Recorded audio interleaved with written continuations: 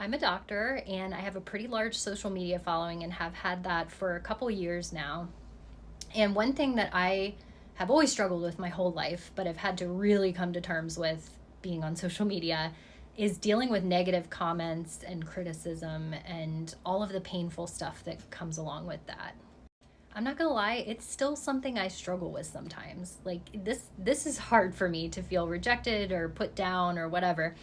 But there are a couple of mindset shifts that I've tried to make over the years that have been really helpful. And so if you're someone who's sensitive to rejection or criticism or negative stuff like this, maybe this will help you too. So, number one is that I try to remind myself of my values. And this is especially important, I think, on social media because I can get very caught up in like the negative thing that this person said about me on this video. And I have to remind myself, like, my purpose in being here is maybe to raise awareness for certain things, to provide people with skills and education about things, to be supportive of people. My purpose is not to please every single person who sees my video or to not offend anybody.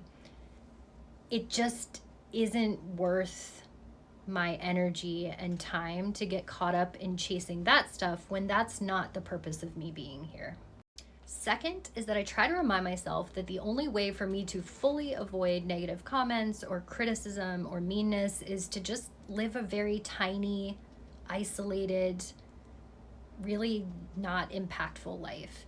And if I want my life to be helpful to others and to reach as many people as I can and to be as impactful as I can, inevitably I am going to come across some people that don't like me, don't like my message, whatever it may be.